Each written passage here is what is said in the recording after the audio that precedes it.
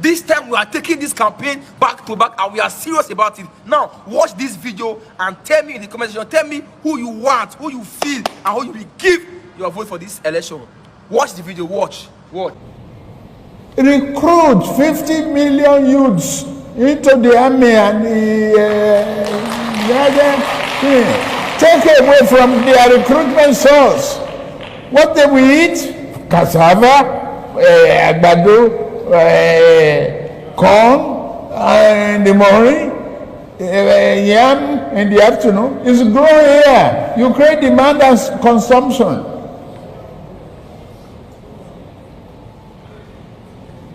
For over 5 million army of boot camps, we create our food. That's money for the farmers. That's consumption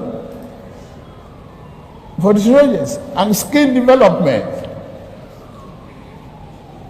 Don't call them illiterate. Don't talk about illiteracy. Anybody who can own gun, who can handle gun, who can cock gun and create components, whether they are states, whether they are regions, whether they are zones, whatever people want to call them, that's their own business. And I'm also not going to enrich members of my family, but my friends. Are my friends not entitled to be enriched? As long as there is no element of corruption there. And there was none during our time when we privatized the banks, when we privatized institutions of the private sector. I have not heard a story of anybody coming to say either the president or myself took money to do that. So the intention, of course, of deregulating the economy and giving the private sector the responsibility of driving the economy, of course, is to... We have no reason to be in Abuja. They consider their problem to the traveling public. They follow me to Abuja. I'm the one who is going to go to meeting. Because they idle in a hotel, they eat more. So I have a lot of bills to pay. In the end, every trip was costing me over 10 million. One trip. And at times I do this 4 or 5 times in a month. So after about the third or fourth trip, I sat down and said, I want you to write name of everybody from me and tell me why and what is the purpose of this person going to be in Abuja.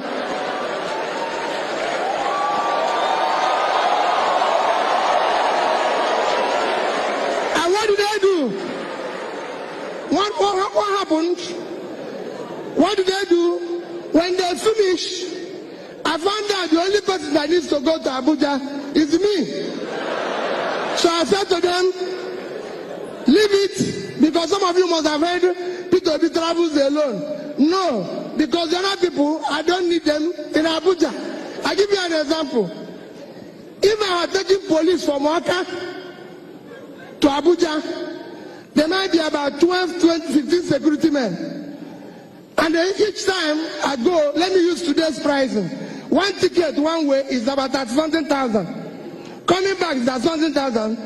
I found out that I can talk to the IG then Onovo. I said, Onovo, when I'm in Abuja, give me 3 policemen. The other person, give me 2. When I'm going, I give them 5,000, which is not up to the ticket of one person going. I say, it's simple. So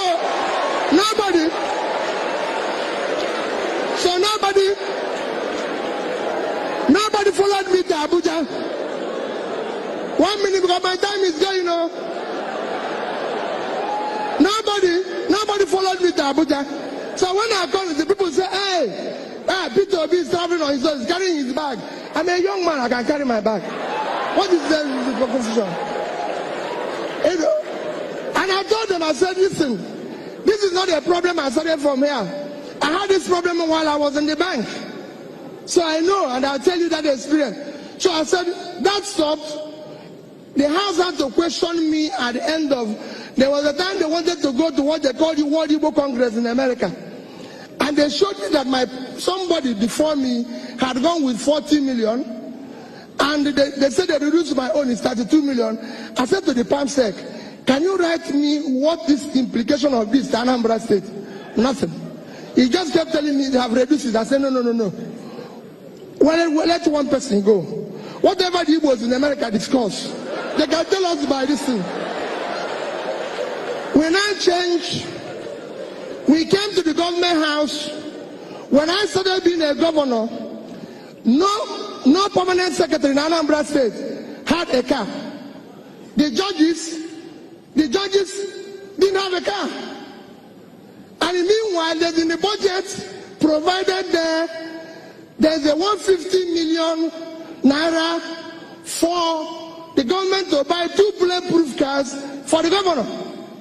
I said, okay, fine, it's good. I took it, called one Mr. Eric, who was then the GM of PAN, with Onyemuche Namani, and said, listen, I want you people to do me a favor.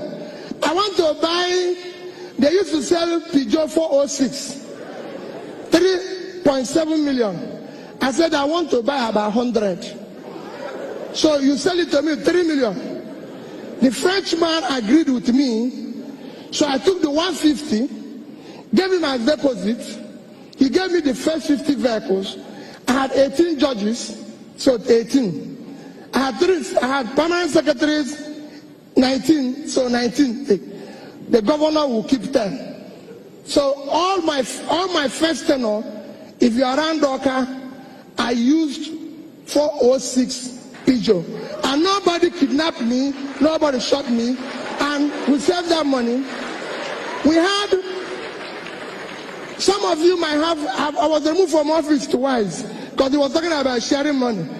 And I can tell you why I was removed from office. It's all part of this. When I was starting, Anambra State government house was burnt. Because when I say where we are going to save money, I want to tell you how we saved it and how we were able to be the only government that left and didn't borrow money from anybody. It stayed saved. When Anambra State, in 2004, the Anambra governor's house was burnt, the governor's lodge, as well as the government house. Coincidentally, in 2006 when I started, the budget to repair the government house was 298 million. To repair the governor's lodge was 481 million. These are the two reasons why I was impeached. The third was saving money without permission. And I said to them, wait a minute, I repaired everything in the government house, this is governor's office. I repaired everything with 43,200,000. The only thing I didn't buy new was furniture. Because there's a table used by one of my predecessors that was kept somewhere, and they say it's old. But I called the man, the furniture man, I said, if you wipe this seat, who did in it? I just want to say you're right. Let's go buy new one. Why are we buying new one? The governor's lodge. I had a point. I want you to tell, I'm no longer the governor, so these are things you can verify. The governor's lodge, which was a budget of 486 million, I repaired everything with 81,700,000. In both of them, because the contract was awarded before I came, they said I did it without passing through the due process. Because I've awarded the contract. And I said no. Obasanjo as president, because one of the things I did is that we had a governor's lodge in Lagos. We had a governor's lodge in Abuja. We had almost 60 workers in Abuja. And I asked them, why will Governor of Anambra State have a lodge in Lagos? Why will he have a lodge in Abuja? Does he live in Abuja? What is he doing in Abuja? You know what they wrote me? Every other government have it. I said, that's not what I asked. Why are we having to have a lodge in Abuja? I don't live there. Each time I go to Abuja, the cook there, we will need to give him about 30,000 to cook. And I said, cook, you're going back to Oka. It costs 5,000 naira to eat buffet at Hilton, and you charge me 30 here. So what are you cooking here? You must go back to Oka. You know. And people say, and people will tell me, oh no. People will say, hey, wait a minute. I said, cook, you must go. I shut down, as I lived at our governor's lodge here for 25 years, shut down our governor's lodge in Abuja. Everybody said to me, Peter, you can't do without governor's lodge. I didn't have one for 8 years because it was not necessary. I told everybody who was there, we had almost 15 drivers in Abuja. When I'm at the airport, everybody's there because creating confusion. I said, listen, we need 3 drivers in Abuja. The rest will either have to go and look for work or come to Oka. We don't live in Abuja and everything. And this Obasanjo wanted to come to Anambra State. Every state you go today, they have what they call presidential lodge. And they said, we have started building one for almost $500 million. I stopped it. Obasanjo wanted to come to Anambra State. And they said, I went to them and said, listen, tell Mr. President, he can come in the morning and go in the evening. We don't need him to sleep. We don't need him to sleep. They said, no. They said, no, he must sleep. He must sleep. I said, okay. Let's not worry about it. I went to him. The day I'm telling you what, I went to him. He came in October, end of October 2006. I went to him. I said to the chief of staff, I said, tell him please, he can come in the morning. He said, no, he must sleep. He's doing this. I said, okay, no problem. I called the people, say, since he cannot stay in a hotel and he must sleep, come and see where I live. This is where I live. If this place is okay for him, I will give you the key for 1 month. Then I will go. When he goes, they were very nice to me. I can tell they were very nice. They said to me, we need it for only 1 week. So I came back and told my dear wife, she's the only one who has property there. I said, bring out your thing. The president is going to sleep in this room. We are going to give them the key. I went across to a hotel called Pactonia. The man charges 30,000 per suite. For that 1 week, you know how much he charged me? 100,000. That is what I would have spent 500,000. So Obasanjo came on Thursday, stayed Thursday, Friday, Saturday, he left. They gave me back my key. And I spent 500 million, which I would have used to do the lodge. I would have been maintaining it by now.